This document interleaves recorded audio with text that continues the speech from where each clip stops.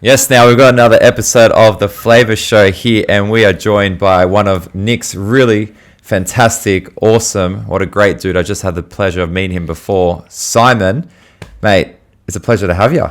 Welcome, man. Looking forward to it. A little bit nervous. Yeah. The setup can sometimes get people off guard. We were nervous the first time we did it too. So you forget after a while everything's here. Yeah. You'll forget. Once I get on one, I suppose I'll just, This is your first podcast? Ever. For the first time I've done anything on, I shy away from that sort of social media stuff, do you know what I mean? Let me give you a bit of a background of how I met Simon. Yeah, go on. Simon was one of my first customers, actually. One of the OGs. He pulled in on his bike and he started having a conversation. And I remember, this is going to be a surprise to you, Simon. I don't think I've ever spoken to you about this. No. I come like real fucking old school Italian growing up. It's just about, you don't, as a man, you don't have time for fucking any problems, nothing. You just got to, shit happens, you got to get on with your life. And I remember you pulled up and we were talking about cycling. And you said, cycling's been like a great thing for me for my mental health and everything. And you're talking about how you had like a bit of anxiety or whatever, and you go, cycling just cures everything. And I remember I was like, fuck, who am I talking to? Yeah, it's true, man. I remember you come out as well. He was keen. Wow. Yeah, and then I ended up, I went for a ride with him and I fucking did terrible. I did fucking terrible. Yeah, like a pink, did you have a fucking, some pink fucking helmet or some red helmet with leopard stick? So you borrow a helmet off someone? I think so, yeah. Yeah. You come out, he done 30k and he was 30? He was blowing out his arse, mate. Mate, I was like, I'll be able to keep up with him. And he's going, it's a relatively flat track, dude. It's fine. It was from here to Homebush and back. Yeah, 30k. Fuck, I struggled. But respect for coming out, mate. Mate, yeah. It was tough. Was it a one and done? Yeah. 100%. Yeah. I was like, if I'm going to keep up with these guys, mate, they were waiting for me at every single corner. Every corner. It's funny, man, because the cycling, it's not really like, obviously I'm a tradie, right? So, and there's not many tradies in cycle. It's mainly suits, do you know what I mean, right? So they don't, I've had a few issues with the humour. You know, I've been removed from a few cycling groups because I'm an aggressive rider, apparently. I don't think they like the fact you say, come on, you're going up a hill, man. Or you go past them, give a bit of banter. Maybe it's the English accent, you know, a whingy little cockney dude, man, giving you shit, man. You know, because I was not fit on a bike at first, and everyone was. It was like when I first done the ride. We went up Bellevue Hill, and honestly, the group, and like they were on a travelator, and they just disappeared out of sight. I was fucking pedaling like a motherfucker, man. Going, what the fuck, man? So then I saw one of the guys went out a few more times. I was lagging up behind, and none of them waited. And I saw one guy was on a fixed wheel bike, so a fixie, and he was fit as. I thought, what? So I bought a fixie, and not fixed wheel, but a single speed bike, which changes your riding. It means you've got to attack everything because you only got one gear. Yeah, that's right. Yeah. So I got fit real quick, right? And then when I got fit, then I started to have a bit, get into it, and then So being a tradie, and obviously English humour is quite dry and quite dark humour. Yeah. Over here, the Australian humour. Too sensitive. Just say it. We're too sensitive. Yeah, they get a little. They think you're being serious. They get a bit upset. Do you know what I mean, right? But we've had years of suppression over there, right? Do you know what I mean? So they are a little bit sensitive over here. Do you know what I mean? So, yeah. So, but cycling for me has been, it's just for me. When I wake up, I get a lot of anxiety. My mum's a paranoid hypochondriac. She's obviously just recently come off of medication for suicide watch and that sort of stuff, right? Because she's a paranoid hypochondriac, over the years she'd worry about things, and then as soon as the smartphone came out, she was Googling shit, like, I've got cancer. She was calling an ambulance 3 times a week. My sister was ringing me up, and bruv, mum's calling an ambulance 3 times a week. In the end, they said, look, you can't do that. We're going to put you in a nut house, take the house off you.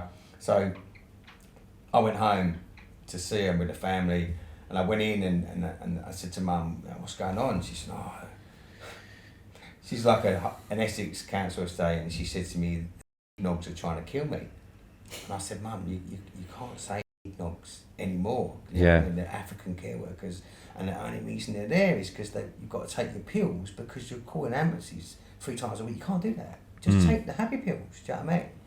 And in the end, she took the pills, and now she's off the pills and she's back to, what I mean? So just old school. So, but for me, as I'm getting older, I'm starting to. I get a lot of anxiety, a lot of thoughts over the years. You know, I'm sick or I worry about things. So when I get up in the morning, 10 to 5, 20 past 5, I do a 40k ride. I come back, and then that suppresses. And if it's good, you still got a few little things going on, but you deal with it so much better. The endorphins are pumping. 100%. Yeah, and all the dopamine too, and like everything, mate, unreal. So every morning, it's. I do roughly about 250, 300 k's a week. So Far out, unbelievable. That's a holiday. That's literally a holiday. Yeah. Yeah, but you know, so, and also I'm 53 years old. And being a tradie, work for myself, and I've got a labour-intensive job. Like, you know, I restore old sash windows, the rope windows. So it's all, there's no lifts. You got to carry shit up, and so you're constantly on your toes all day long, right? So strong legs, you know, strong back. Yeah. So I also need it for that as well. And I got a wife who's 9 years younger than me that would trade me in for a new model, man. Yeah. That pelvic. Yeah. Is that why you got the heels a bit more, mate? Pilates on a Friday morning, mate, just so I can keep myself. Yeah, that's good. How do you find it? How'd you find it? I've been doing that for 12 years. Best? Yeah. Yeah. Love Pilates. And you know what? I'm the only fella in the studio next door. And before I had a bigger beard. I had like a Ned Kelly beard. I've just recently just shaved it off. And they'd look at me like I was like some sort of pervert. Do you know what I mean? Yeah, but I wasn't looking. By the time you get into it, like it's cost me $30 a lesson to do it. And That's right. It's a power Pilates class. I'm not interested in looking at it. I'm just interested in breathing just to fucking get through the class, man. Do you know what I mean? They're intense, hey? Intense. Intense. So you come out, 45-minute session. I come out and honestly I feel like I've grown an inch, and it feels like I'm floating. Yeah. Do you know what I mean? So I hurt my back when I was 38. So 15 years ago, I'd done my L4, L5 bulging disc. And I got told that cycling and Pilates was my future, because I was doing CrossFit and done the Sydney Marathon in 2004. Couldn't run, no more CrossFit because of my back. So I was like, what do you mean fucking Pilates and cycling? My mate said, oh, well, fucking give me a beating. And now, 14 years on, or 15 years on, I'm an advocate of Pilates and I cycle, you know what I mean, right? So, yeah. And you're in the Guinness Book of World Records, no? He's also a Guinness Book of World Records, actually? mate. Yeah. What? He is. Yeah, I've got an indoor trainer, so it's called a Kiko Smart Trainer. So Zwift is this new indoor cycling stuff. So I do a lot of indoor stuff, right? Because you can get done in an hour and a half more than you can get done on the road, and it's convenient. You can. Like your watts, your heart rate, it's all monitored, your cadence, right? So I'd done a ride, and I got a mate of mine who's really full on, and there's an elevation challenge every month. You've got to do a certain amount of climb a certain amount of meters, right? And they've never beat him, always top of the pole. Last day of the month, so I lied to him and said I'm having problems with my bike. I've got to put it to the mechanics. So we're supposed to go out and do a 200k ride. We're training for this 3 Peaks challenge event. So he went out, and I basically, in my shed, Out d'Huez is a climb in France, which you can do on the Zwift. So I done Out de Zwift, which is Out d'Huez. I done it 8.5 times, which is the equivalent of doing an Everest. So Everesting is when you climb up one hill, right? Wow. So I done 14.5 hours in my shed, right? And the girls were coming out taking photos, sending to their mates going, my dad's a fucking lunatic, right? 14.5 hours in the shed, 8,885 metres. That's an Everest, so you unlock your Everest. So I done the virtual Everest, right? And just to beat him for the fucking monthly elevation challenge, right? So about 2 weeks later, I get a message from Kiki saying to me, would you be interested in doing this? And I just said to him, look, if you can do it, I can do it, right? Didn't even look at it. So then I got a phone call from this guy from the Fab to Be Fit Foundation. He said, hey Simon, my name's, I forget his name now, my name's so I hear you're up for a challenge, and and I said, well, a little bit. He said, well, I heard you done an Everest just to beat your mate, beat Kiki to do this thing. I said, oh, okay, yeah, I did do that. He said, so you're interested in this challenge? I said, what is it? He said, well, we're doing a Guinness World Record for the longest static spin class. So we basically, down in La Perouse, we've done 30 hours, 1 minute on a spin bike. So all the Guinness, it was all like cameras that monitored. We had dietitians giving us like salted potato middle of the night and that sort of stuff. So we've done a 30 hours. So we had one guy at the front, the choreographer. He had to do, I think it was 38 back-to-back spin classes. So we had to get up, get down there. So, 30 hours, 2 minutes. And what was the experience like? To be fair, the middle of the night was the hardest because your body shuts down, right? So there were some dark times where I was struggling to, but my thought was that the next day that my 2 daughters and my wife were going to come and see me at the end. And I didn't want to be the fucker in the corner saying I gave up. So that's what motivated me. And I think it's more of a mental... Yeah. It's a mental state of mind, right? So it's not like you've got to do X amount of watts to push it. You just got to keep pedaling, right? So, and I'm a pretty simple man, as I said to you. I've only read 20 books my whole life, right? So I'm not academically smart, but I've got a pretty strong, mind. When I put my mind to it, I'm pretty strong-minded. So so it's nice to have that certificate on my easel at home, Guinness record holder. So that's quite good. It's inspirational for your children. Yeah, absolutely. You know what I mean? Yeah, and you're saying on top of that, like just inspiring your kids and passing down things, and you're saying you're a situation seeker. Is that mindset sort of come from your adversity growing up to be like, nothing phases me, I can do it? And like you said, you have that strategy already. At the end, you pointed that mental image of like, I'm not going to be the person that's done it. I think growing up on a council estate in Essex, and my dad left my mum when I was 1 year old, and apparently he used to give her a dig, and he drunk a lot. And my granddad was in the RAF. He brought me up as he was my father figure. So and having a stepfather who done shift work, and he had 3 kids, and then I had my little sister. So 5 of us lived in 5 kids. 2 adults lived in a 3-bedroom house on a council estate, right? And my dad done shift work, so he wasn't allowed to be noisy during the day. He had to get out of the house. So it was just, I think I got picked on. When I was younger, I was fat, so I was chubby at school. My mum didn't give me any dietary advice on what to eat. So basically, my council estate backed onto the school. So I used to come home from school because we didn't have much money, right? So we'd come home from school and I'd watch the Sullivans, right, which was on back then. You wouldn't have even heard of Sullivans, right? But Sullivans was an Australian cult back in the day, right?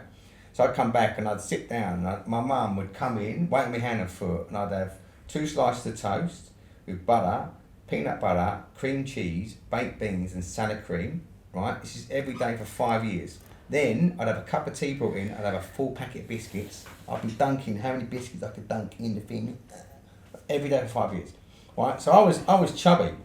My mates all used to wear like Levi shorts and white t-shirt with Ray-Ban glasses. They were all cool, all lean, played football. I had moves, mate. Yeah. So for me, being younger, I got picked on like, you ate all the pies, fat boy, all the time. Do you know what I mean? So I used to get ribbed because my mum didn't give me direction.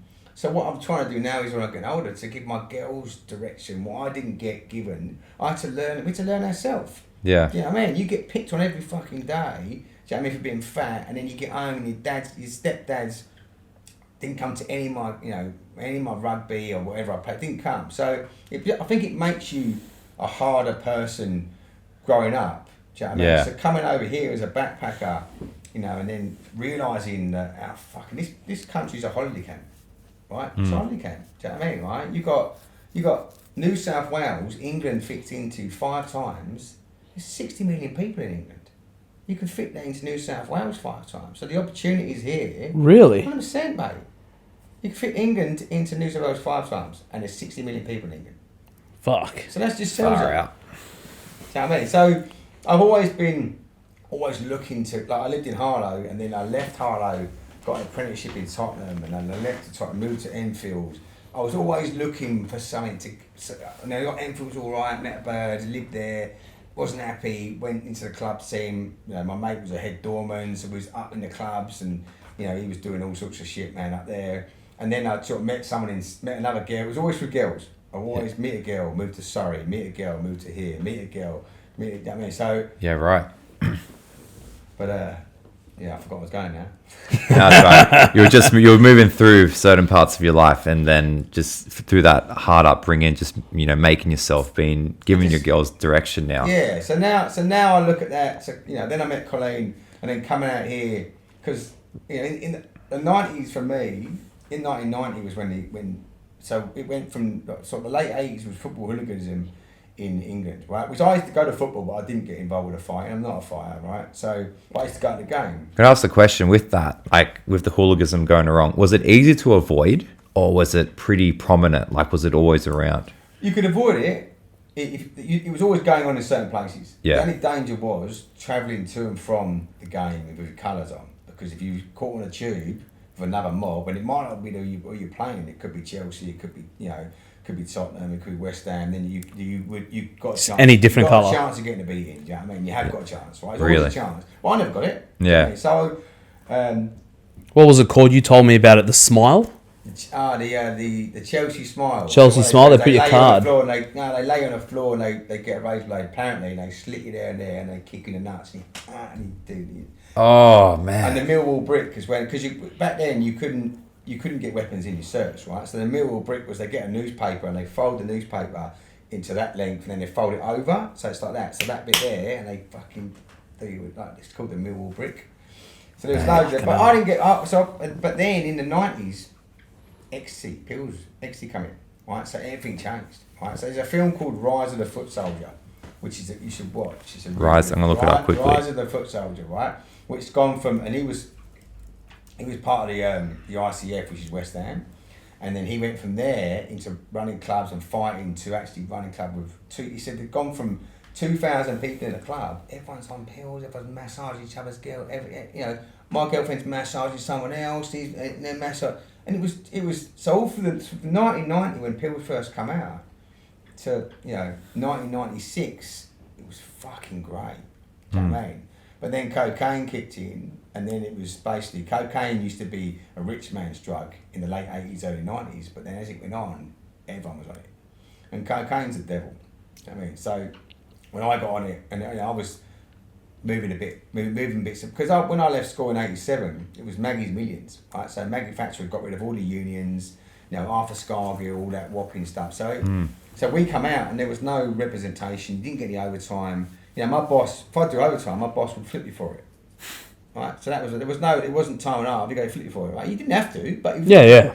And then sometimes I'd go and there'd be a window on the second floor, and I'd go, the ladder's wobbling a bit, any chance you can get someone down and foot the ladder? And he'd go, get 2 kegs of putty, foot the ladder. If you don't like it, come pick up your P45 on Friday and fuck off.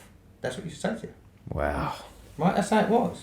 Right, so it's no here you can't get fucking sacked for nothing. Yeah. Do you know what I mean? That's what I'm saying. So it's just a different mentality. Do you know what I mean? So and then on a Friday, a Thursday night, I lived in a share house in Enfield Town, and this guy called Darren Hood, right? He was a low level dealer. He'd get like half ounce of coke, so 14 grams, right? And he'd get it out and he'd go to me, try a line. And I go, no, Hoodie, I don't want to try a line. It's Thursday night, I don't want to. No, just try it. So you try one line, next thing it's 5 o'clock in the morning, I've done 2 bags, man, I've got a fucking pornos flagged out and I'm wanking over pornos at 5 o'clock in the morning, right? Then I've got to go to work, not sleep, get in the bath, go to work, run a glass shop in Finsbury Park, right? And then Friday night, you'd sleep. Saturday, you'd go out, you'd do a half a gram of speed to drive to London. Yeah. And you get there, you do like half a pill, for the next, so 10 o'clock till 6 o'clock, so 8 hours half a pill, and then we do a half an acid trip for the drive home from central London, right? Then we come home, drink tea, smoke weed. Actually, we couldn't afford weed then, it was hash, right? Smoke hash, right? Yeah. All day Sunday, and then we'd take a Temazepam, a big Tennant's special brew, a big joint, and we'd fucking go to sleep, Monday morning, get up for work. And we'd do that, honestly, we did that for 5 years. Wow. That's why now, that's nuts. Dude, that is insane. That's why now coming over here, me being lean, straight. Incredible, mate. It's a new buzz. Yeah. Do you understand? It's a new, like now there's a Ministry of Sound gig at the White Bay Power Station, right? Everyone's fucking frothing around here. There's a WhatsApp group. Oh, I saw that, the Ministry of Sound, yeah. They're frothing to go, right? And they're all going to get on the pingers, man. I'm like, you're like fucking mid-40s. I'm like, and they're going, why aren't you going?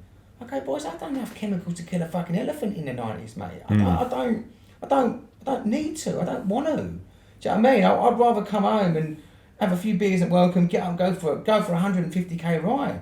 come back and eat some nice food. Enjoy the whole of the next day. Exactly right. Not the afternoon. You know, I'm 53. I've got 7 years till I'm 60. 60. Fuck me. Do you know what I mean? Right? So I want to enjoy these 7 years. I don't need, and I want to enjoy it completely fucking aware. Yeah. I'm not saying I'm not going to have like four beers on a Friday night. I can do that, but I don't smoke weed anymore. Yeah. You know what I mean? Because I used to smoke weed, but you can't. I've got mates at home that are schizophrenia. Do you know what I mean? Or they're fucking coughing up a lung because they're still smoking in the morning. In the morning before they get to site, having a joint before they go to work with a cup of tea. I've been around that. Do you know what I mean? So it's just Wild, man. Wild. because there's so much suppression there. The weather shit, there's population shit. You're getting fucked over by everyone. The government shit, every shit. There's no space. Do you know what I mean? Right? So all you do is you just you make yourself fogged up by any chemical or any fucking you can. Because it just makes life feel better than what's fucking really going on. We're here. There's plenty to do, plenty of space. Do you know what I mean? So I don't need to do it. Yeah, well, man, I think that's suppressions. You didn't hit the nail on the head. It's just as people giving in to these certain, things to, they're going through stuff as well. But you're taking action. Yeah, like you said, you've identified that and you've made the change. Like, is it because you're here? Do you think if you're still in? 100%. Yeah. If I would have been there, I'd be in prison. If it weren't for Colleen, I got arrested. Wrong place, wrong time, officer. Just so you know. Allegedly. Allegedly, right? yeah. So so I got arrested. I was looking at 5 years, right? So and I had to tell my because I say when we left school with Maggie's Millions, I was a qualified glazer at 21, earning £170 a week, right? So $340 a week. Can't live on that. So we all used to do shit, turn tricks, make a bit extra cash, right? Do you know what I mean? So, and I got accused of something. I was looking at 5 years, so I had to go to, got banged up for a night in Reigate police station, and then I had to get, and I'd never been arrested before, right? So they basically arrested me at 10:30 at night, and I lived in Enfield, and I was over in Reigate seeing a mate, and they pulled me up, arrested me, took me in, and they said to me, they interviewed me, had money on me, so they said to me, okay, put me in the cell, and they said, there's no solicitor until tomorrow morning. Now I was basically running the glass shop in Finsbury Park, so I have to go there, divert the phone, take the phones off, divert my boss's house in Hertfordshire, right, the little Scottish nutter, right? So they basically said, so I'm in the cell, first time in my life. Next morning, I get a duty solicitor. Now, to me, a duty solicitor might also be a copper. I don't know you. Do you know what I mean, right? So I just stuck to my, my story, and they basically said to me, she said, okay, look, they're going to let you out, but they want to fingerprint you. So they fingerprinted me. I didn't know, right? I didn't know. So and then they fingerprinted, let me out. Run my boss. My boss is going fucking bud-fuck down the phone. I had to tell him what happened. Then I had to go home and tell my mum and tell my granddad. It was a horrible feeling. Do you know what I mean? It's not a nice feeling. Do you know what I mean? My granddad's ex-RAF brought me up. Do you know what I mean, right? And they all thought, all my mum, because my mates I met in London were like Dorman at the Satellite Club in Nine Elms Lane, was a big club in Vauxhall. And the Gas Club in Leicester Square, and the Archies at Southwark Street on a Sunday night at 6 o'clock Sunday. There was all the gangsters there. Like Dave Courtney is a guy called the Bermondsey Boy. He's a major gangster. They'd all be in this club, and my mate was on the door. And I wasn't even allowed to go on the dance floor because it was too dangerous for me to go on the dance floor. I had to stay with my mate. That's what it was. So that's the sort of thing we've grown up with, right? Do you know what I mean? So when I went to see my mate, and I said, "This is what happened." And he said, why did you give your fingerprints? I said, I didn't fucking know. That's what they said. He said, they can't take your fingerprints till they charge you. And I said, well, I've never been nicked before. So he said, look, go and see this solicitor, Joseph Hill, in Seven Sisters, gave me the card. So I said, okay. So I went to see him, I sat down, and he said, okay, so tell me the story. So I said, wrong place, wrong time. And he said to me, solicitor said to me, do you want me to get you off or what? And I went, the penny dropped. Oh yeah, of course he's outside, right? So I told him what happened, and he went, okay. He says, so how's this sound? He said, you walked into the house to see your mate, and he said, he threw this thing at you, and you caught it, and it was a 9-ounce bar of hash. And you went, oh, that's not my thing. And you gave it back to him. that's how your fingerprints are on the bar. And I went, I like that. Do you know what I mean? So he went, he said, no, he said, have you got a criminal record? I said, no. He said, the other guy got a criminal record? I said, I don't know. So he said, okay, well, leave with me. So I was on bail for 3 months. Honestly, it was the fucking horriblest 3 months of my life. Do you know what I mean? Right? Obviously, the family, looking at potentially 5 years. Do you know what I mean? Right? So 2 weeks before it was due to be the 3 months was up, I rang the solicitor and I said, oh, look, still 2 weeks to go and I haven't heard nothing back. And he said, okay, look, I didn't speak to him, I spoke to his secretary. So that's how non-important it was, obviously, right? So then she rang me back 10 minutes later. She said, hey, Mr. Norris, she said, we'd be happy to know that all cases the charges have been dropped. So she said, you can go in and pick up your money that they confiscated, to pick up your phone. She said, Mr. Baxter said, when you go in, don't go into the side room, go into the front counter. So my mate picked me up, took me to Reigate, and we drove to the... Look at this, right? So we drove in and we pulled up to the front counter and he said, I said, DC Compsty, I never forget it. It was a good cop, bad cop, DC Compsty. I said, oh, Mr. Compsty. DC Compsty. He said, oh, Mr. Norris. He said, come through the side. I said, no. My solicitor has instructed me to stay at the front counter. He said, you're quite safe, you can come through. So I said, okay. So I got into the room and he basically, I think I had about $3,500 on me, right, when they... And I was paying back money. To my mate for going to Jamaica, right? Of course. Yeah, I was. I borrowed money off my mate, and I was quite mean. So basically, he was flicking this money across to me, right? And I was putting into £100 piles, right? And he went to me, you know why you was arrested. I know why you was arrested. He said, it's 1-0 to you. And I said, wrong place, wrong time, Mr. DC Copsey. He said, yeah, and I'm a fucking airline pilot. Right? And I said to him, does this mean I'm on your guest list now? And he went, put this way, he said, don't come back to Reigate, you know what I mean? I said, tell you what, Sunsplash in Jamaica's on next month, so I'm just going to go and book it, mate. And I walked out, and as I walked across the road, my best mate Mark was in his van waiting for me, and there's all these, like, the windows of the office are above. I don't know if they were looking, but there's people up there, and as I went up going, I don't know if you know, the two Ronnies is a famous English acts back in the 70s, right?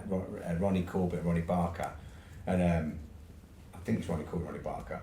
And they're basically when they walk along, they jump and they skip and they kick their heels to the side. Oh yeah. So I'd done that right in front of the windows across the road, mate. You know? So but the relief was, you know, because all my family thought I was going to go. They always thought I was going to be a wrong, and they always thought I was going to be the bad egg. Do you know what I mean? Right? I was always the one. Do you know what I mean? So. Did that like play on your mind? No, but because they always when I was on bail, yes. Right? Okay. When I got off, I sold my car, I sold my phone, I moved house, and I basically went, right, I'm done.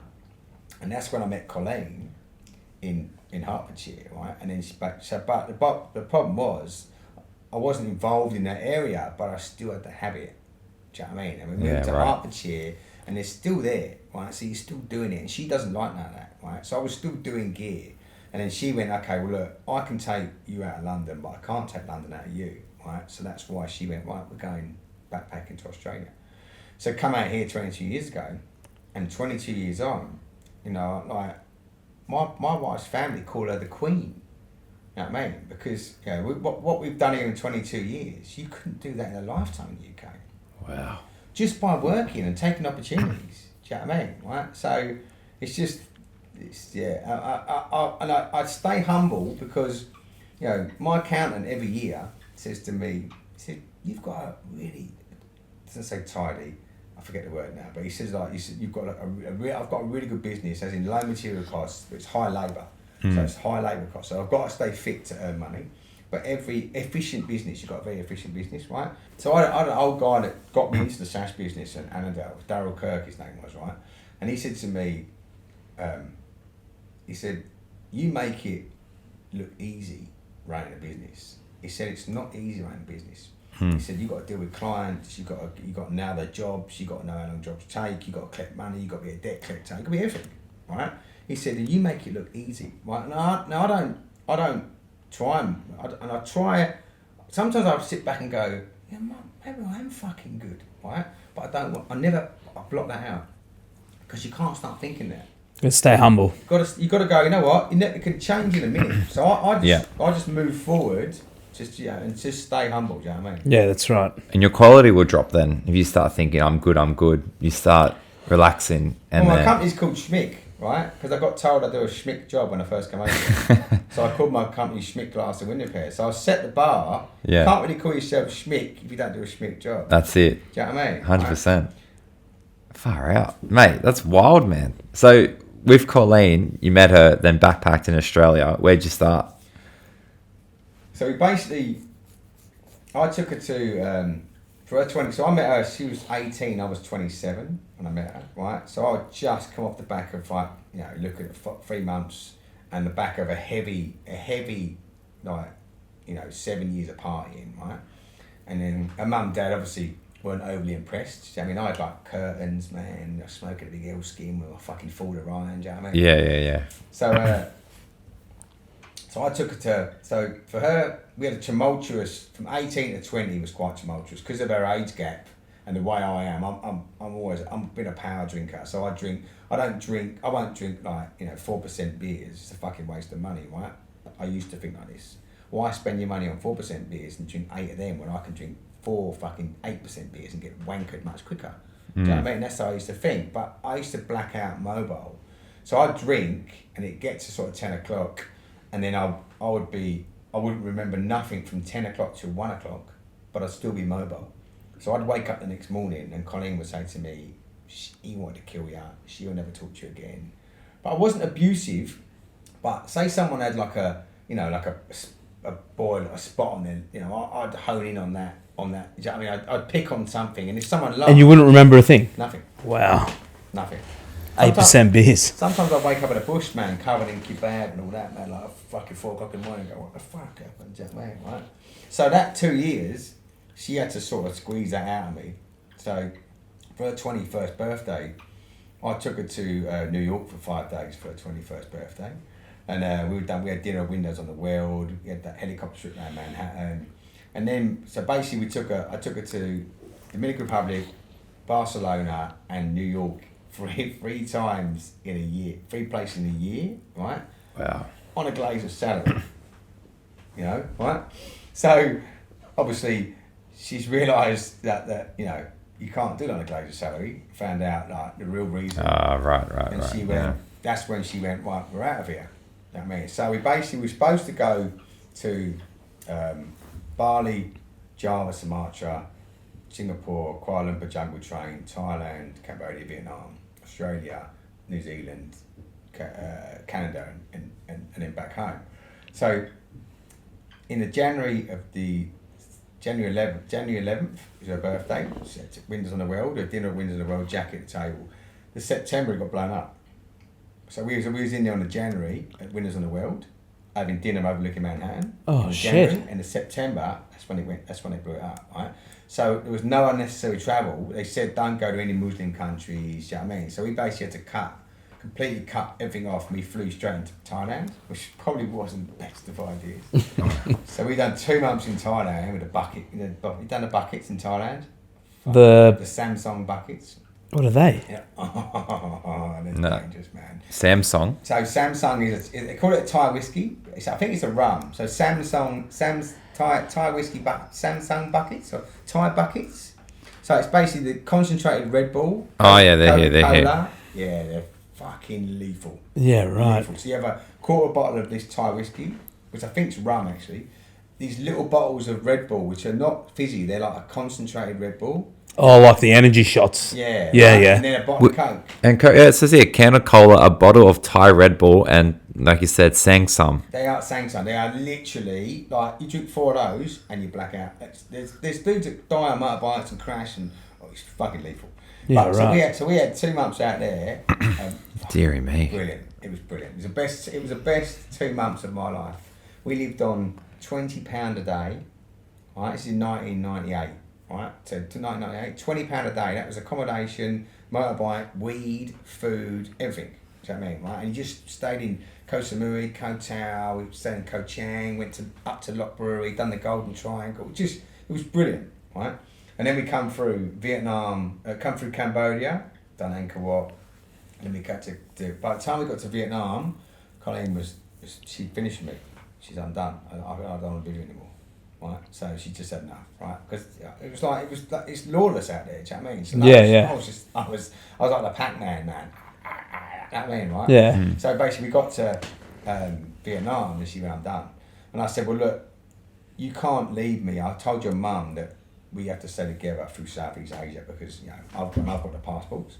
So I was up in my room one morning after we got really on the piss and she had a massive blow up. She tried to tell the policeman that I'd kidnapped her in Saigon. Right? Wow. Bloody hell. So, but the policeman went, my shift finishes in 10 minutes. I'm not interested. Right? So I was lucky, right? So I was in my room and she went up to someone else's room and stayed with these backpackers. Next morning there was a bus going up north in Vietnam. And they said, you got to let her go, you can't let her. I said, mate, you can all fuck off. I've got the passport. I told her mum, you can fuck off, mate. Right? So she basically had to come back to me. We ended up having sex 5 times that day, makeup, do you know what I mean, right? And we agreed that when we get to Melbourne, we're going to literally, we'll split, right? So we flew into Melbourne. We're supposed to fly, it's another story, right? If we've got time, it's another story. We got time. This is a 1 in a million story. All right. 1 in a million. This is the Mate, all the stories have been 1 in a million so far. So They're crazy. This one's a life changer, right? So we were basically in Cambodia at Siem Reap, and we'd done Angkor Wat, and you have to sit on the back of a moto driver, and they take you around. And this lady called Deb come up, and she said, "Hi," she said, "I'm looking to go to this Bantassaray temple, which is a 30k ride. They're trying to charge me $30 bucks, right?" And we had the Lonely Planet shoestring guide, and I said, no, it should be no more than $15. That's right. So she said, do you want to meet for dinner? So I said, well, meet for dinner. We stand at so and so. So we were supposed to meet them, and we missed. She was with her travelling partner, Greg, just a friend of hers from New Zealand. So we were supposed to meet them, we missed them, and then the next day, we left a note at the place at the restaurant, and then she emailed. Cause there was no phones in. It was all email, right? So she emailed us, right?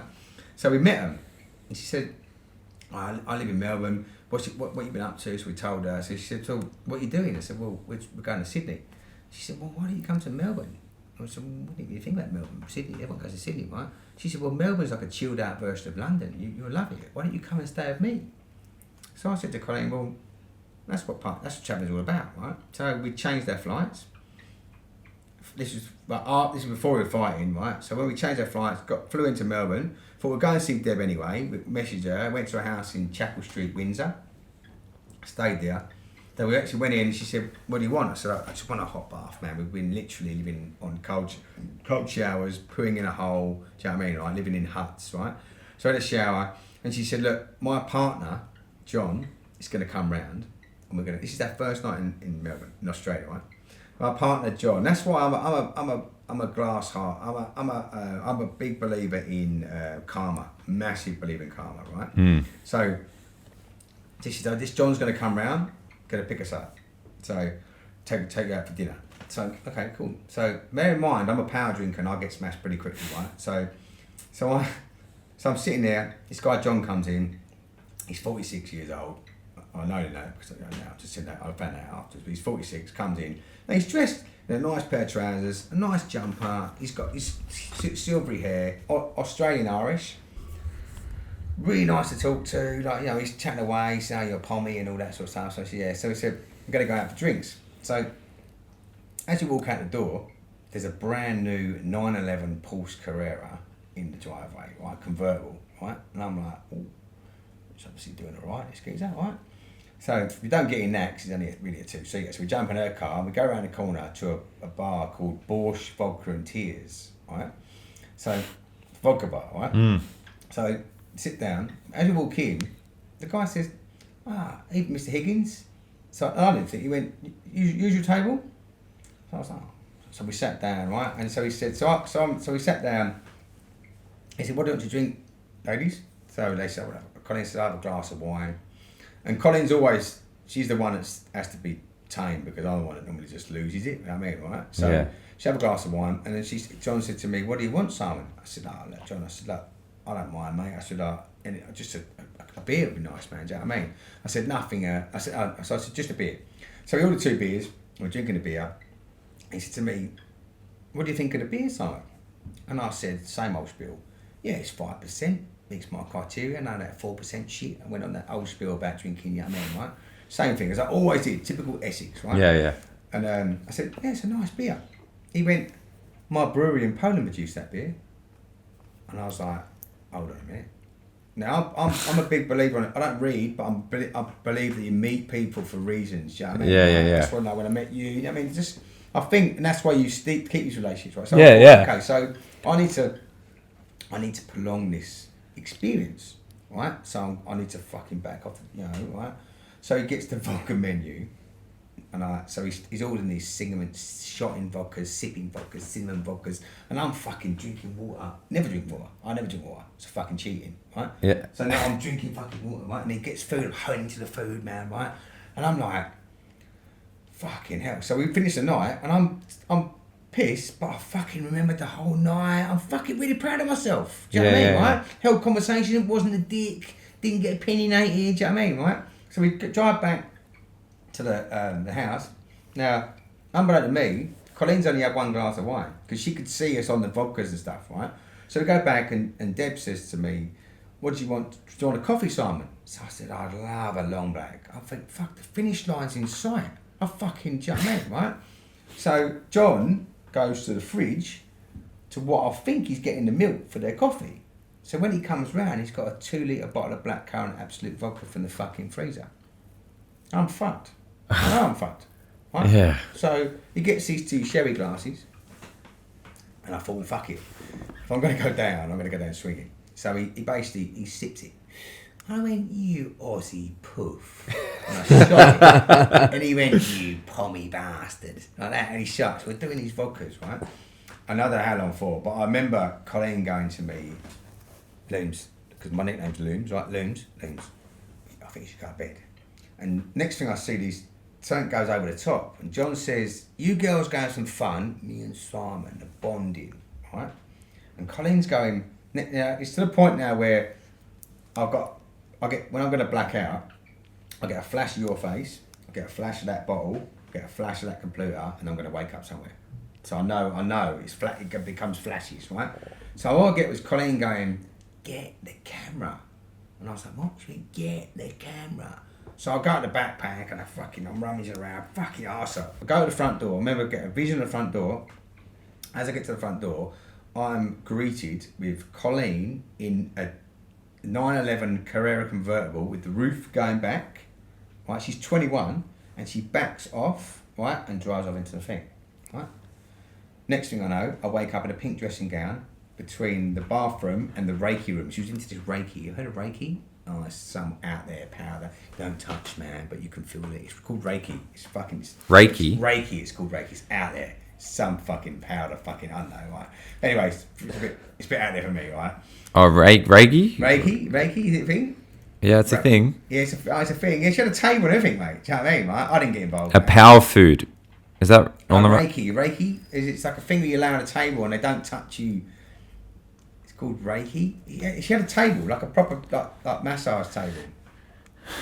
Maybe I'm pronouncing it wrong. Do you know what I mean? It says Reiki table. Yeah, Is it a drink? No, it's it's an actual procedure. Oh, no, nothing coming up. Anyway, maybe so. Wait, so cut you off. So the Porsche, Colleen's just what? Just drove off, right? Drove off. That's the last thing I remember, right? Then I wake up in a pink dressing gown, in the nude, between the Reiki room and the bathroom on the hallway, right? I'm landing out. I look up and go, fuck. You blacked out. No, I'm nude in a pink dressing gown. Right? So, next thing, Deb comes over, stands over the top of me, and she looks down, she says, I think you owe someone an apology. I was like, fuck. So I went into the fucking bedroom, and I said to Colleen, now what I always say is, do you love me? And if she says, yeah, I know. I said, I know. I said, do you love me? She went, yeah, but fuck, you were bad last night. I said, I had a bang in it, eh? I said, did you drive a fucking 911 Porsche? She went, yeah, you come out in it twice afterwards, was going, let me drive. They got pictures of me hanging out of it. I got pictures of me hanging out of the fucking car, gonna be nothing, right? Went driving out, right? So she said, then you finally come back and you and John passed out on the settee, right? So finally got you up to bed. Jeb was with John, trying to get him in, calm him down in the bedroom. He said, you got into the bedroom. She said, for some reason, you was in the backpack and you couldn't find nothing. You were fucking throwing things around the bedroom, fucking mooing like a cow. Right? She said, I couldn't deal with it. So I went and knocked on the door and I said to Deb, I can't deal with him. So she come in and got you into the bathroom where you proceeded to projectile vomit all over the fucking bathroom. I'm sitting there sinking in the bed. Yeah. And I was like, what? She went, yeah, I was cleaning your sick up at fucking 1 o'clock in the morning, right? And they put you in the bath, had to clean you in a nude, man. I've just met this fucking person on the street. Oh my God. Right? Yeah. So then I'm sitting there in bed thinking, they're going to kick us out. They're going to, right? So I get a knock at the door. Hello? And Deb comes in. She went, phone call for you. I was thinking, I had a mad headache. I was hungover, right? I was like, all that, and I got that horrible feeling, that guilt feeling. Yeah. So I'm like, hello? He went, you pommy bastard. Right? It's John in the other room.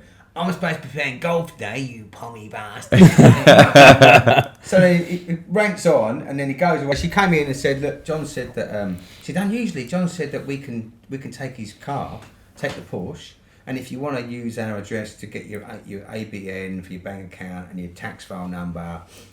And I went, okay. And she shut the door and I went to Colleen, fuck, we should stay here for 3 months, man. These people are really nice, mate. If you say, I've just thrown up all over the fucking bathroom.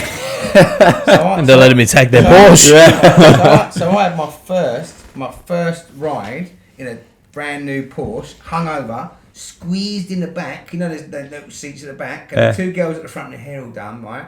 So we went out and got our phones and bits and pieces. Then we hang out for about a month, right? And he said to me, they wouldn't let me pay for nothing, right? So we went out to the St Kilda Festival in Victoria Avenue, right? And we had dinner at the Lotus Elise and Ducati place. Brunch was like $500, right? This is like 20 years ago, right? Wouldn't let me pay nothing. And I said, John, you're making me feel like a charity case, mate. I said, we've got money. We're not, no, money's meant to go around. I said, no.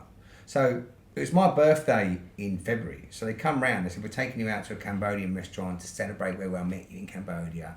And so when they come round, they gave us 2 cards, right? So we opened the card up and it said, dive with the sharks in the Melbourne Aquarium. And I said, I'm not fucking taking it. And so I said, I'm not fucking taking it, John. I said, you're fucking insulting me, mate. Do you know what I mean? And he went, no, it's a present. I said, I don't give a fuck, mate. I'll pay for it myself. And he went, look, I own the Melbourne Aquarium. Right? This bloke. What? So I went, oh, thanks very much then. You know what I mean, right? So it turns out him. So I said to him, how do you? He said, well, we built the Melbourne Aquarium, we built the Bangkok Aquarium, there's one in Dubai. There's like 4 aquariums they built. We could sort them with 4 of them, right? So right. So you got a few quid then. I mean, so then I started being a bit humid about it. You got a few quid then, right? So about another month later, my visa, you could only work for 3 months for one company back then to move, right? So I bought the camper van off the dead man. That's another fucking story, right? So bought the camper van ready to go. So I gave my notice into the glazing company, and I said, I've been glazing for 35 years, right? So I gave them that, and so they said to me, I said, look, I'm leaving, I've got to go. And they said, oh look, it's really hard to find good workers. We'd like to sponsor you. And I said, what do you mean? He said, to stay. And I said, what, forever? And he went, well, if there's a list of jobs that are needed, if you're on the list, you can stay. So I looked on the list, and fuck me, 2002 we arrived, right? A flat glass tradesman got more points than a qualified eye doctor, right, in the immigration list. Yeah, right. He was fucking in demand. Wow. Right? Whoa. So he said, but we're not paying for it. So we're not paying for the sponsorship. He was a tight ass, right? So we didn't have enough money. We only had like £2,000, so in our account. So I said to John, jokingly, I said, so John, I said, you've got some connections, you know. I said, any chance you know someone in immigration who can get me in the back door? And he said, no. He said, I'm not that connected to someone. He said, but I do know a good lawyer, right, that I could recommend you. He said, I'll get her to give you a call, and she can, give you some ideas, right? So I was out glazing. Colleen was in an office doing admin work, so she basically rang her up. Karina Ford, she's actually on TV now. She's a famous lawyer. You see her on the news. Yeah, right. She's a famous international immigration lawyer for Yeah, Somalia. right. She's done that famous. The ones that are going to get kicked out from Bangladesh. That couple are going to get the family are going to get kicked out. she represented them, right? So they were going to get kicked out. Their visa were gonna get kicked out. I do remember this. Yeah. Bangladesh or something. She represented them. She's still in the news, man. Do you know what I mean? So, but back then she was basically working for Gaydon's lawyers, right? Yeah. So she basically, Colleen rang her up and she said, look, you've got to download this form. This was a 34 pages form. And I'm not academic smart, right? So she downloaded the form. We're trying to fill it out. And Colleen's 21, I'm 30, right? We're on the piss on the face. I mean, so we didn't really understand it. So Colleen's rang us, I don't really understand this bit. And she said, look, why don't you come and see me? And Colleen went, no, we haven't got the money to come and see. We can't afford, you know what I mean? So we're just doing it as an idea of what avenues that we could take. She said, no, just come and see me. And Colleen said, we're not coming to see you. We can't afford it. She said, look, I wasn't supposed to say anything, but all bills are taken care of by Mr. Higgins. Whoa. So she rang me up and said to me, he's fucking paying for it. I said, what? He said, he's fucking paying for our sponsorship. So he paid, first off it was $6,500. So she said we had to pay the application fee, which was $2,000, and he paid 4,000 legals, right? So we got a 4-5-7 4-year sponsorship, right? So I met him, I said, good on. I said, we'll have coffee in Domain Cafe. So we sat down in Domain Cafe. And this is the sort of person that I my values, right? So we sat down and I said to him, I've done a bit of overtime and a few cashies. And I sat down at the cafe. I said, John, there's $1,000 in that envelope. I said, that's the first down payment of the $4,000 I owe you. He said, I want your money. I said, to be honest, I don't give a fuck what you want. I said, no, I said, don't give a fuck what you want. Right? I said, you've changed my life, mate. You've given me a second bite at the cherry. Do you know what I mean? Right? I said, so I don't care. The waiter can fucking have it. But I'm going to meet you here. Every time I've got $1,000, I'll meet you here. I'm going to pay you back. Right? And it took me $500 now to get a meeting. So it took me about six months to pay it back, right? About 6 months took me to pay it back. And pay it back. So, and then it was her birthday. So we went there for drinks, right? And it just so happens that after 7 months, the lawyer, Karina Ford, rang me up and said to me, hey Simon, just want to let you know that you've been on a 457 visa now for, it was 8 months at the time. It's all changed now, right? 8 months time. You're legally entitled to become a permanent residency, right? So I said, okay, Karina, well, what's your fees? She said, well, my fees are between 4,000 and 7,000 plus your police checks and your application fee. So okay, well, let me talk with a colleague. So I went to Dev's birthday party. Drinks. And I said to John, my monetary debt, we're clear, I paid you up. He said, you didn't. I said, no, but we're clear. I said, Karina Ford rang me. I said, Karina, I didn't say Ford. Karina rang me up and said to me that I'm entitled to become a resident of your fine country. And he went, do you want the same deal? And he went, so basically he paid another $7,500, right? And when I got my residency, I rang him up, and I was in Sydney. I transferred to the Sydney branch of this company. I rang him up and I said, John, I'm a fucking resident of your fine country. And he said to me, he said, Simon, I know you're going to pay me back. He said, but there's no rush, right? So he came to our wedding. It took me 9 years to pay him back, right? And I flew down, because we were living here now, and I flew down to, Connie used to do a conference. She used to work for Host Plus. So her conference was down there every year. So we'd fly down there and hang out in their apartment. So the last time I went down there, it was $2,450 was left, right?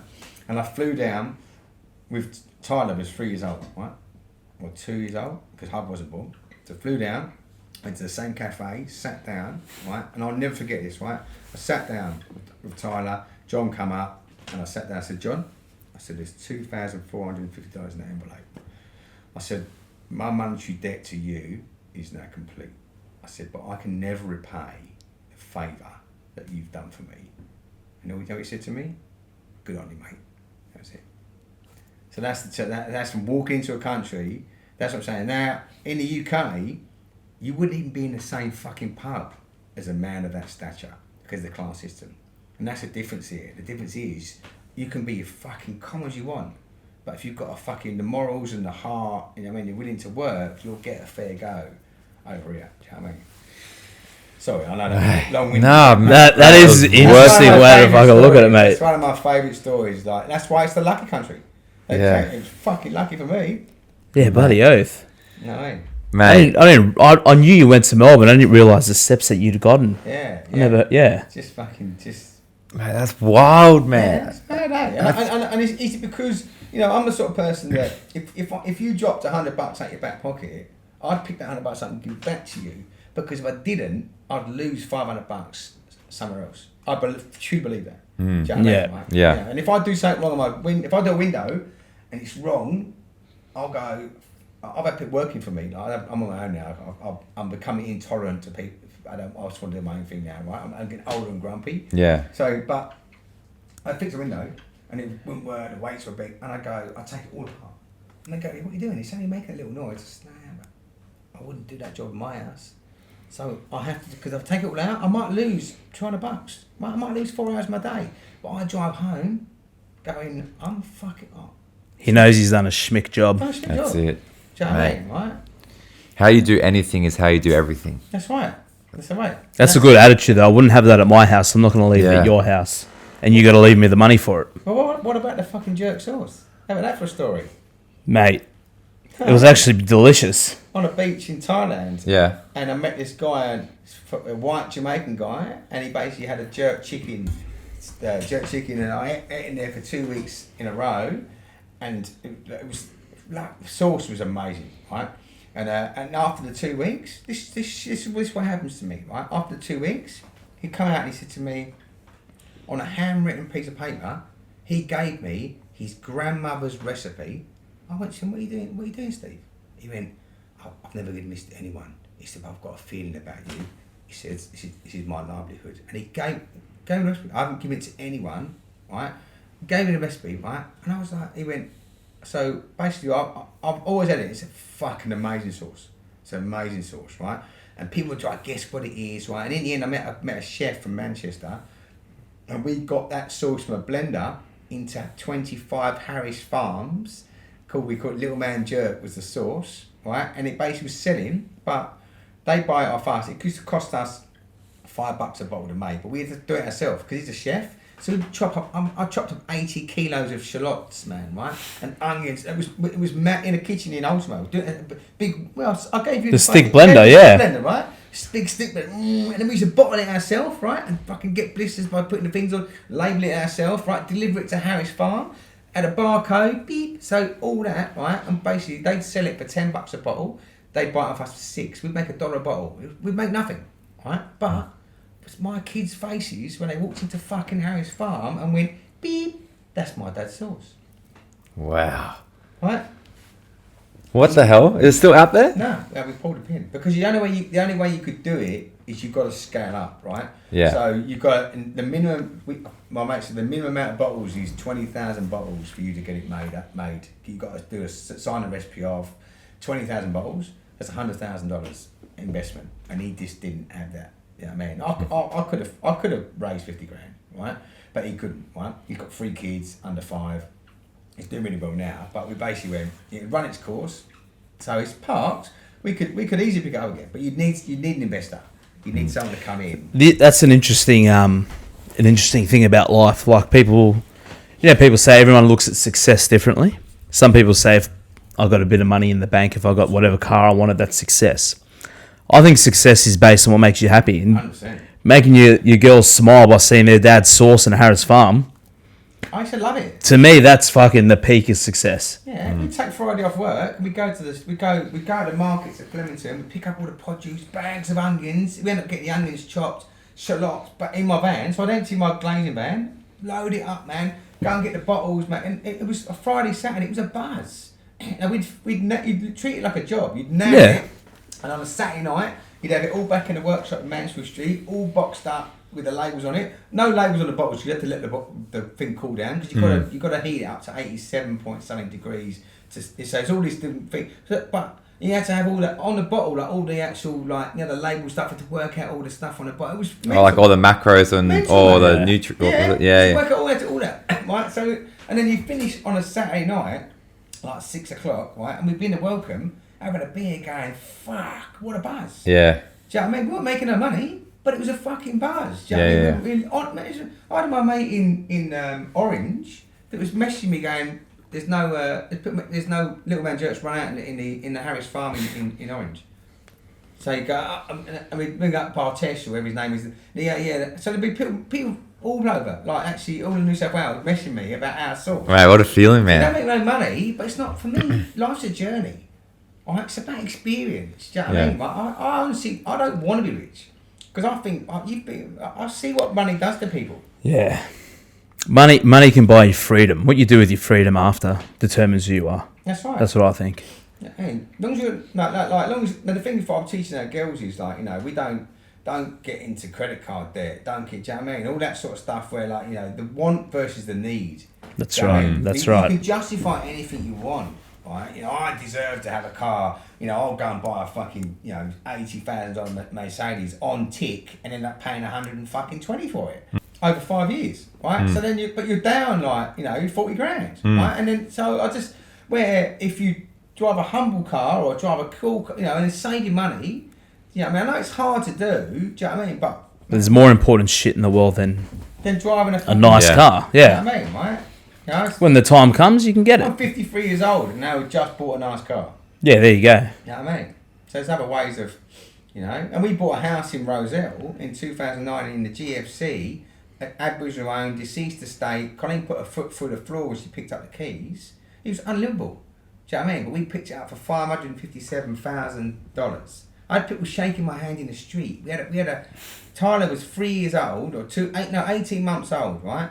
Shake my hand in the street, right? We had a clawfoot bath went straight to a hole in the ground. Cockroaches used to come up, man, right? We literally camped in it. Cockroaches running over our face, man, for 3 years. But it was on the peninsula.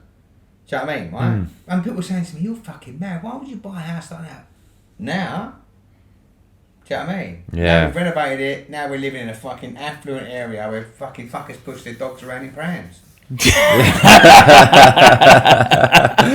still keeping it real, mate. Yeah, that's it, mate. That's it. Far out. Mate. Oh, mate, Simon, that was incredible. Mate, you know what's funny? I see people pushing dogs around in prams around here. It's fucking true. Yeah. Oh, man. It's changed, mate. It's gone from a working class area to a pretty pretentious, entitled area. That's what I find. Yeah, what happened? I don't know. What happened? Well, because the thing is, it's a what people have figured out. People want to live here. It's an amazing area. Yeah. Right, there's no through traffic. You've got water view, city view. You've got fucking 15 pubs. Yeah. A brewery, cafes. Do you know what I mean? You don't have to leave the peninsula. Yeah, that's right. You know what I mean? So it's, and that's why a lot of people I've been told now are downsizing from Paddington or selling in Paddington because they could pay so much for a small place and you get a bigger, so not downsize, so they're selling in Paddington, you get more for your money from the east. Selling the east, buying Balmain. Yeah, right. Like the house at next to the Welcome, top of Goodsir Street, it was 290 square metres. It's got only a courtyard, double garage, sandstone. It was on the market for 1 week. 7 million. I remember that. On Evans Street. Yeah. 7 mil. 7 mil. Do you know what I'm saying? So, but what? So I couldn't justify that because you paid 7 mil for it. You can't even park your car in a garage. No, it's got 2-car garage. Oh, which was the one that didn't have a garage and it sold for close to that, like 6 something. Did it? Yeah, mate. It wasn't Evans Street. It was where the corner bar is. That street there. Nelson Street. Sold for like I know the one. 5.8 mil or something. Million. Yeah, 5.8 mil. No parking. No parking. Yeah. It's like, fuck, man, you gotta love it, especially around here on a Saturday. You can't park your car anywhere. Yeah. So if you don't have a spot or you're not in that little bit of a quieter street, you're screwed. So the problem is what that sort of money that's being spent, that sort of money coming into the area, they're not going to be, normal people. Yeah. No, that's right. Their expectations are going to be different to the people the ones that lived all their life. Yeah. Now, like I've been told that back in the late 90s in Dick's, the coppers were selling weed to the people in the fucking bar. Oh, easily, right? yeah. And what's his name? The AC/DC guy would be coming past in his limousine. All right, boys, it's Malcolm. What's his name? Oh, Angus Young. Yeah, Angus and Malcolm, the brothers, they yeah. Coming past, man. He said like it was a bohemian place where like actors and poets and dockers. You know what I mean? So there was like there's a pub, there's a book. There was like 68 pubs in the Balmain Roselle back in the day. Really? 68. There's a book, 68 pubs. Far out. Fucking hell. So there was. I mean, it's not that big. of a No, place. so- It's so- what so- 4 kilometers That's what I'm saying, down to the, have down the street. That's 68 it. pubs is Yeah, just that's a mental. lot. How many pubs on the Balmain Roselle? That's a crazy amount. I'm sure it was 68 because there was a book. I'm sure it's only 4Ks, like from here, Roselle down to Balmain, right? It's 4Ks? it must be not even that. I think. Maybe not even that. It's a lot Four- to have. 4Ks to the city. Colin walks At its peak, the Balmain Peninsula had 55 pubs and hotels. Fucking hell. There you go, not 68, 55. Or maybe more. They just had that, but it's saying, yeah, I guess 55. Still, same. Still, it's not. There's not that much ground to Far cover out. here to have So maybe 54 that's pubs. 54. Oh, is it on the Balmain Roselle? Peninsula. Yeah, okay. So this book was actually the ones on like Rose. the Merton. Oh, okay, yeah. Oh, right. So it goes to the Lilyfield side as well. Merton, Merton. Yeah. Rose. Yeah, I mean, but 55. It's still a lot. And now it's 19. There you go. But hence why, that's why people, that's why people want to live here. Right? Yeah, And well- it's close to work. You can walk to work. Do you know what I mean, Colleen walks to work in 40 minutes. 4.7k. Yeah, there you Yeah, go. there you go. To George Street. Are you a fan of staying on the peninsula? I'd leave tomorrow. You'd live, yeah. Yeah. There's a lot of people here that are like, this is it. I like being able to walk to the cafe and do this. I mean, I lived here for a bit. I know it's a bit different because I work like on the street in front of people. But when I had a day off, man, I was in the car and fucking out of here. Well, look, don't get me wrong. Right? I love the area, and yes, I could live here forever. Yeah. I could live here, but the house we've got now is worth whatever it's worth, right? So, but it's not making us any money, and I've got no super, right? So my super is to sell that house, move up the coast, you know what I mean, and buy somewhere. Me and Connie want to live retired near the beach. Yeah. Bloody oath. Only problem is I'm 10 years older than her. So I'm starting to think about retirement now, where she's not. She's 44, I'm 53, right? So that's where we're doing this again. We've done this all our life. You know what I mean, right? So I would set up, I'd like to buy somewhere, even Ettalong, do you know what I mean? Like something like that. You can buy something up there and then buy the girls a 2-bedroom flat, no mortgage. Give them a leg up. You know what's weird? And you've obviously gone through this now for how old's Tyler? 15? 16. 16. So you've gone through it for 16 years. As soon as you have kids, you stop thinking about yourself. That's right. Everything's fully like you still have your little things that you enjoy, like cycling, like making a little man jerk. You still got things that make you real happy. But it's always for the kids. Yeah, Colin would probably disagree a little bit because I do go cycling an awful lot on trips. But But it's true. But the bottom, yeah. So at the end of the day, like you could get rid of your place and go on a holiday for the rest of your life if you want. well, yeah, grey nomad. That's what I mean. Discussed it, but the problem is not the problem. The good thing is we've got options. Right? Yeah, that's it. That's right. But as what? But the thing is, our family at home all live on the breadline. Right? So they think, they're like, oh, look at you, your cleaner, and look at you, your new car, and look at you, your Hilux. You know what I mean? They don't know that Hilux is through my business, and I have to work, like the anxiety I get through working for yourself, right? Yeah, that's it. They don't realise it doesn't fucking fall in our plate. We didn't walk in Australia and go, there you go, there's your fucking... We've had to fucking graft for it, and Colleen is a fucking superstar, right? She basically... over here, they throw education at you, right? I remember when she worked for Super Partners in Melbourne, and she come home and she said to me, she was 21, come home, she went to me, they're doing this thing called ASFA, which is a superannuation, right? And if you, it's like they take $78 or $68 every 2 weeks out of your wages for 12 weeks. And if you pass, they reimburse you the money, they give you a 10% pay rise, right? So she went to me, that's fucking great, isn't it? Because she loves it, right? And I can think nothing worse, right? So she did it. She got accreditation ASFA, she got a rebate back, she got a pay rise, right? 6 months later, she was an administrator, like a number administrator, right? So 6 months later, a position come up for a senior administrator. So she applied for it, right? And they said to her, oh, you've only been here 6 months. It's not really a bit early, do you know what I mean? Right? But her accuracy rate was 94%, right? She's just really good with numbers, right? So another 3 months went by and another senior position come up. So she went, applied for it again. And they went, because she's fucking nailing it, right? You know, she's an outcome focused chick, like me, right? So she won't go, it's too hard basket. She won't go, that's not my job. She'll go into the system and she'll look and find out. She was getting people ringing up from the client saying, can we speak to Colleen Pink, please? Really? But overriding the senior and saying, because she was the one that was like, oh, let me look in the system and she'll find it and find the answer. She's fucking brilliant, right? But just through working, right? So she applied for the job and they went, look, we're going to take a chance on you, Colin, because your accuracy rate and we're getting good reports, but just want to let you know, you're going to upset a few people. She came up and said, apparently I'm going to upset some people. So they gave her the job, and she was now team leader. It's like a senior. She had like 5 people in her team. 3 of them complained, right? Complained. And her boss said to them, so, you know the ASFA tuition come out that you could take and pass. Did any of you take that? And they went, no. And they were, well, Colleen did. And now she's got an accreditation in ASFA. So she's qualified to be your senior. So they had the same opportunity, but they've been there 15 years. We've been here 15 years. Why is she like now our senior? Because she chose to take that stuff on, right? And she's done that the entire time. And now she's like a senior partnership manager for Tao, and AMP is her client, and she's up, she's like, coming home stressing, and but she loves the challenge. She's like dealing with marketing, dealing with legal, dealing with this, dealing with that. Like, so I look at her screen and I go, what's all that? She went, I don't know, but I've got to work it out, and she works it out.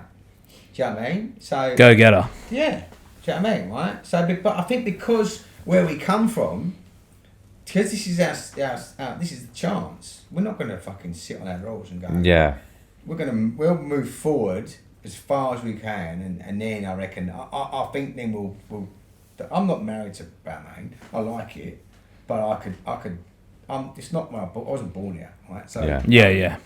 I want to be near a beach, man. I'd like to be near a beach. I'd like to wake up, look at the sea, if it's possible. Yeah. Do you know what I mean? And then I'd be able to say, I grew up in a council estate. 2 up, 3 up, 2 down, do you know what I mean? Right, and now, look at me, I'm having a coffee, my espresso machine, mate, do you know what I mean? Going for a surf in the morning, or going for a swim, do you know what I mean? So, yeah, bloody oath. And that's the journey, right?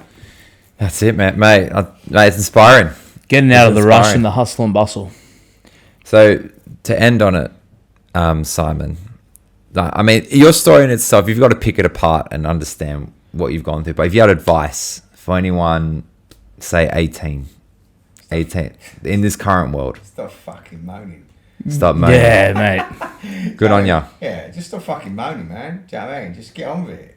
I mean, like, it's not like and it's not, unfortunately for the 18-year-olds, I find is a lot of the parents, I feel that they're told you can be what you want. It will come to you, right? It fucking won't come to you. Do you know what I mean? Right? Do you know what I mean? Unless you've got inheritance. Do you know what I mean? You've got to work for it. Yeah. Do you know what I mean? I fucking work behind a bar, man. I fucking, I work. So I've done all sorts of jobs. Do you know what I mean? Right? So you just, I know as I've watched the thing with Ed Sheeran on Instagram, and he was saying about, no one talks about failure anymore. It's all about success. Everyone talks, but like as he said, you have to fail.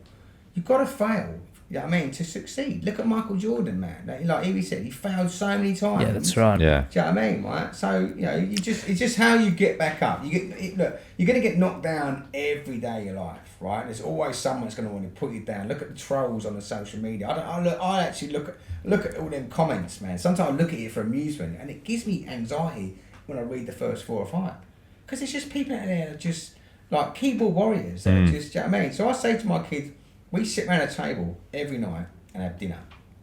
A couple of nights not now because she does training and stuff, but now normally 6 o'clock, and we discuss how to articulate yourself, and she's had people bullying her. Colleen, Tyler had someone saying you should kill yourself, no one would care, man. But message, this Newton boy, right? Her lips started to go. I said, put that fucking lip away. I said, he's a dickhead, right? And then I said, screenshot that. She said, I've always screenshot it, Dad, because she knows. Is this the guy with the piercing? No. That was he was going to kill himself. That was another one. Yeah. But this guy was a Newton kid, right? So she'd never even seen him. You should kill yourself. You look like a 60-year-old. Blah, blah, blah. And she come home. She was about to cry. And then she screenshot it. And then she said, oh, look, Dad, he's messaged my friend and said, oh, tell her I didn't mean it. I said, that's right, because now he knows that you could take that to the school and he'd be fucked, because, do you know what I mean? He'd get in trouble, right? So then she saw him in Jubilee Park about a month later, and she rung me. This is what I like about our kids. They ring and tell us shit, right? Because they're not, I said, you can tell us anything you want, anything you do, any trouble you get, man. If you want to go on a sleepover and you want to sneak out and go to the kebab shop at 2 o'clock in the morning, just tell me. So then I'll get up and I'll sit 2 streets away. I won't tell them, you can still be cool. Do you know what I mean, man? But I'll be out, just in case. I mean, right? So she saw him, rang me up, she went, Dad. She went, I saw this Anjit, his name's Indian, right? And she went, he's literally 5 foot tall, Dad. He was really small, right? And she said, do you know what I said to him? She said, oh, for such a small person, you've got a big ego. Or you've got a big ego for such a small person. Right? Good on her. I went, that's a perfect word. You Bloody used the oath. word perfectly. She went, I was going to pick on his teeth. He had bad teeth. I said, no, don't do that. And you're lowering yourself. You've said enough. Just by saying that. Don't pick on his teeth. Do you know what I mean, man? It's a keyboard. He has to be a keyboard warrior. He's 5 foot tall. You know what I'm saying? So that's Yeah, what I'm saying. So for any 18-year-olds, man, just, you've got to get out there and graft it, mate. And just take the opportunities. Do you know what I mean? Don't put it in the too hard basket. Just get out there and Just do it. do the shit people don't want to do. That's Do you it. know what I mean? Hey, You got to write this book, Simon. I need help, man. You got to write this book. Talk under wet cement, mate. I reckon he would be fantastic at stand up. I reckon you'd do great at stand You up. always have a go because I like Billy McConnelly, like Billy Connolly, that sort of stuff. It tells a story. Do you know what I mean? Yeah. But No, mate. I'd need to be careful because I'd probably end up being divorced, right? So you're halfway there. Well, That's mate, right. She'll get it. She'll get it. it was a joke. It's Yeah, comedy. It's comedy. It's comedy. It's all allegedly. Yeah. Well, Simon, like my first time meeting you, I mean, I've heard through the big man here, he's like, we've got to get Simon, Did not disappoint. Hey, Mate, I was glued to you, man. Seriously. I must admit, I don't know. I'll be interesting to watch back because I know I swear a lot. I get told I swear a lot. Do you know what I mean? But I don't believe that you should change who you are. How's this? Like, it's not bad words, it's bad intentions. That's right. That's I'm not Yeah. saying you're. You know what I mean? Yeah, yeah. I'm, You're just passionate about what you're saying. I'm emphasising. I'm nailing it in. Do you know what I mean, right? Oh my god, we didn't even try the nutrient water. Oh, we got to end on it then. Don't look at the sugar content. Yeah, I was just about I know you were, mate. I know you were. Give it a crack, mate. I've seen it on there before. Smells nice.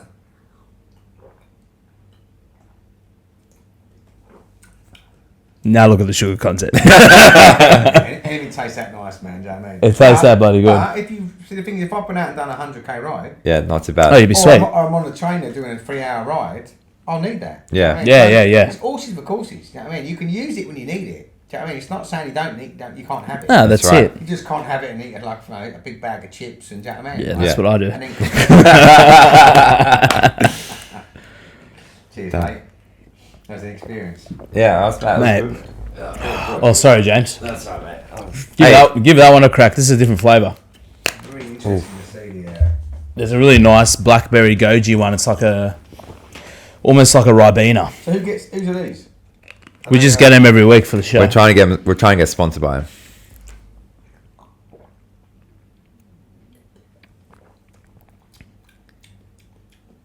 I don't know about. Yeah, it doesn't happen. Well, it's not my Come on, flavour, mate, James. It's come not on, my mate. flavour. Hey, It's alright. It's alright. It's all right. No, the other one's he's crap. got a blackberry goji flavor that is his. Oh, Yeah, I go for this unbelievable. one. So next time you're on, Yeah. we gotta have Yeah, that. no, I'll be happy to. We didn't do a lot of things this Right, thing. with nothing. Well, We skipped- unfortunately, like I end up fucking talking too much. Do you know what I mean? Like, Nah, it's good, mate. so much. Nah, stuff, mate, man. this was the best episode for us. Man, I was infatuated, mate. Oh, man, Like I got seriously. so much more, man. Yeah, more. This is where it is. Yeah, the trip to Jamaica, man, would blow your fucking socks off, mate. Well, You know what I mean? Like- I'm keen for Yeah, it. Nick's mate, keen yeah, for it. mate, I'm- Simon, I'm pretty sure I told you this once, or I think it all the time. When you write your book, you should label it Chuck Norris's long lost brother, Simon. That's it, mate. That's who it is. So, ladies and gentlemen, you've heard it here first. We'll see you next week. I hope you enjoyed the episode with Chuck Norris's long lost brother.